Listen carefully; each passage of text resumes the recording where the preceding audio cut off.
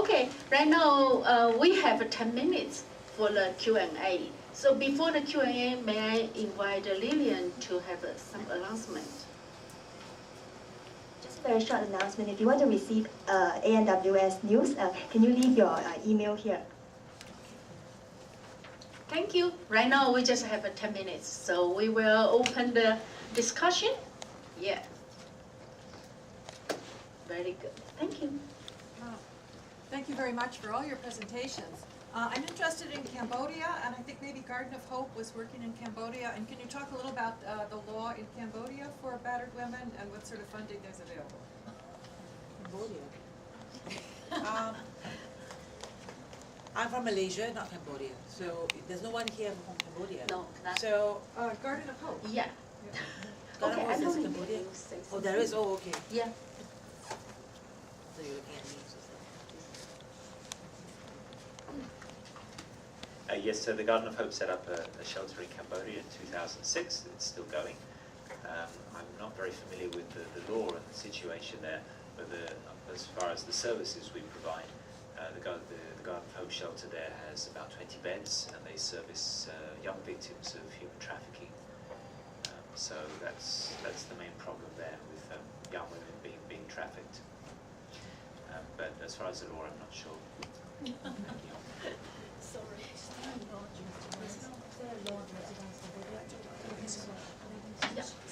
Next.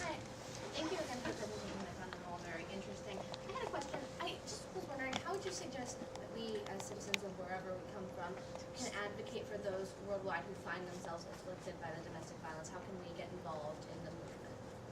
Okay. Who will answer?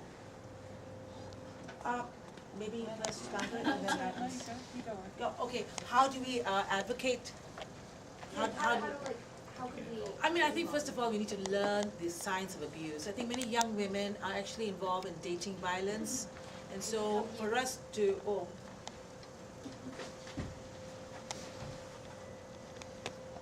right. In fact, right now we are in Malaysia. We're doing a campaign on. It's called "No Excuse for Abuse." Quite a cliched but important phrase. I think first of all you need to learn what is domestic violence and to recognize what do you mean by control. A lot of young women will tell you, oh, he cares for me deeply because he's coming to pick me up every day. He wants to know where I am. He wants to know exactly where I am, what I'm doing. That can be actually a form of control. So I think you look around your own community, your own friends in college, and what have you, just recognize dating violence itself, and to be able to to warn your friends and to alert. But in terms of the community, I think it's really important, especially with the Asian community, whether you're in Asia or whether you're living or Asian living in overseas. This whole business of shame. It's important to give information to women. In my experience, I find that you need to just plant that seed. We hear of a woman or we know of a neighbor or someone who's facing violence. Do not grab her and say, now you have to go to the police, because do not frighten her. But to inform her, first of all, it's not her fault.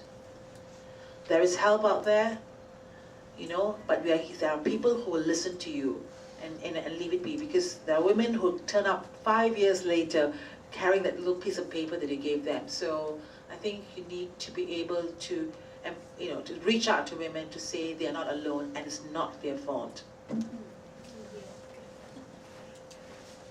Okay. No. Thank you. And then the other? Okay. Okay. Yeah.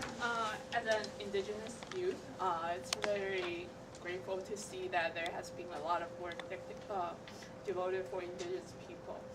But it's also sad to see that we still see that indigenous people are the majority of domestic violence. I'm wondering if there's any working toward empowerment for more indigenous youth toward ending domestic violence for indigenous people, or if there's any empowerment program so we can engage more indigenous people into this process. When you say indigenous, I'm not clear. What do you mean by indigenous? Indigenous people, like As the in Aboriginal and Aboriginal. Orang asli. Could you perhaps What we were talking about in Australia was with the income management by government is adversely impacted on women in general, but particularly on Indigenous women. And only introduced it on Indigenous communities, for vulnerable Indigenous communities in one of the territories of Australia, until they were accused of actually breaching human rights, racism laws. And so they then decided to roll it out into non-Indigenous communities so they couldn't be accused of being racist.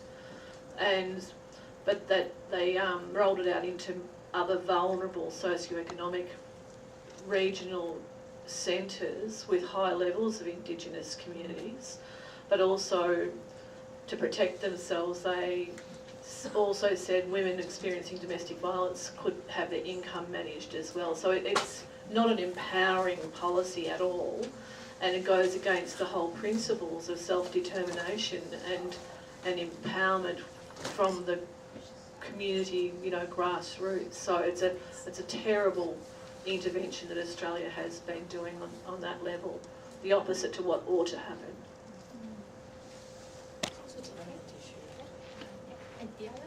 Oh, yes, I had a question for you, because you were talking about the Malaysian laws, and I know you were talking about like trying to reform the laws, and I kind of missed it. Did it eventually get passed and reformed, and if so, how did it change?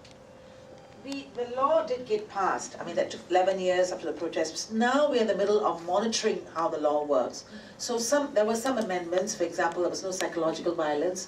And I can tell you that because of the advocacy, because we had to show documentation that a lot of women did actually face psychological and emotional abuse, we've had so some aspects of the law have changed. But our biggest challenge is not so much the law, it's actually the practices, the protocols, that the police person, as soon as he or she, you know, faces a domestic violence survivor at the police station, the protocols that follow, the welfare, the magistrates, and then of course the support system we need to give is not there. So we are focusing really on documenting cases to make sure that the protocols are a lot more efficient. And I wanted to say something about the Indigenous.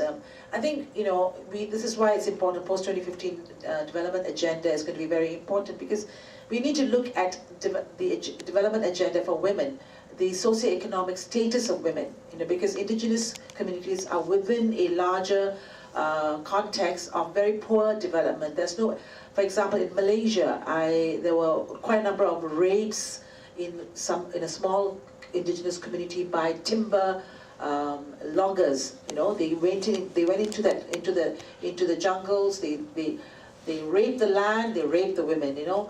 And when we went down to the ground to actually meet with the communities, the roads are not developed, there's no radio contact, there's no telephone contact. So, you know, in a sense, you isolate communities like this. So that's why the economic development and how, you know, a country develops and for who does it develop for, that's also a very important agenda. And that's what I meant by you learn so many stories from women. It's not just about violence, it's also about other aspects of her life. Okay.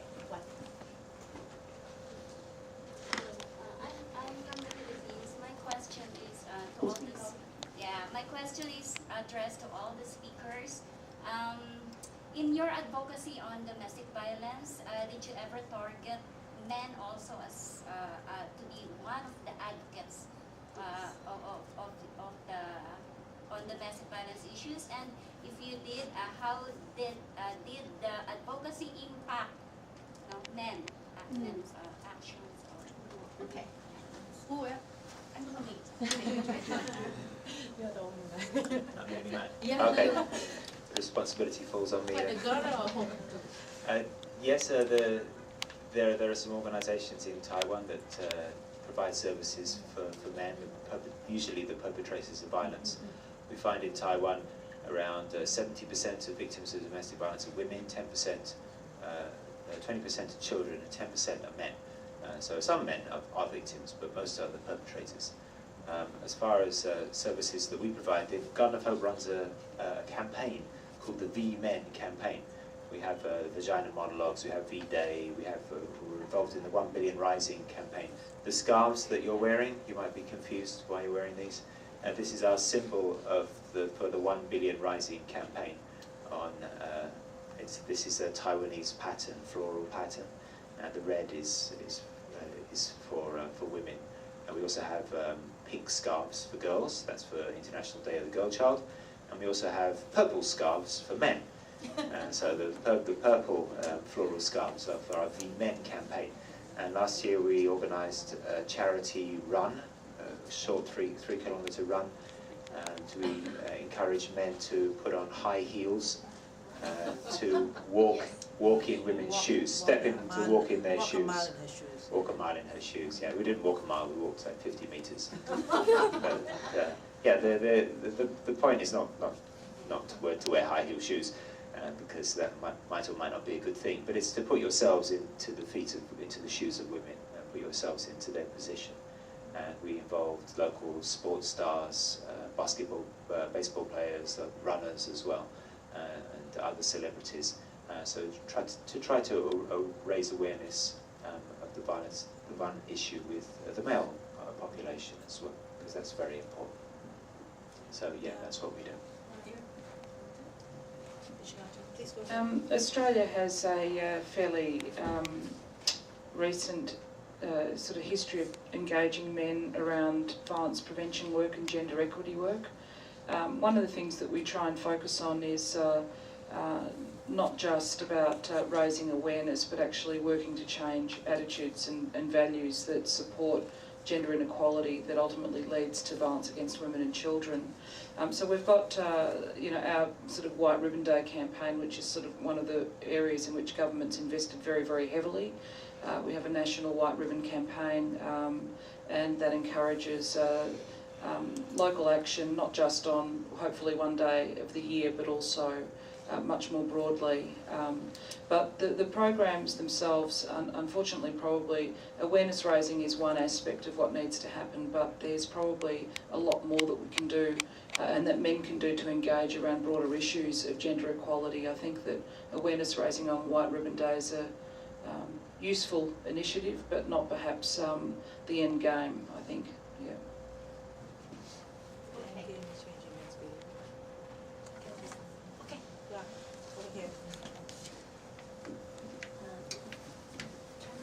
Okay, several things I want to mention. First, Family Justice Center in New York, we provide service to men victims also.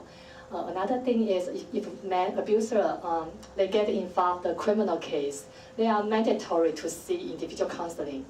So like Margaret said, it's mandatory counseling, they have to go. And also Garden of Hope New York, we collaborate with male social worker. So if a woman come here and they want someone to talk to their husband, we will collaborate with the men social worker in another agency, then they can do the counseling. But the thing is, without the mandatory from the court, the men, it is very hard for them to go to the counseling. And sometimes for the group counseling, we are thinking about maybe it's not so good for the abuser because they learn from each other. And some men may say, I treat my wife better than you. So sometimes the woman complain about that kind of service. The third thing is we train the male volunteers and to run the focus group so they can educate their peers and to be advocate for domestic violence victims. Thank you. So time's up. So thank you very much for every speakers. Very good presentation here, and thank you for you coming this morning very earlier at the call. So thank you very much. So thank you.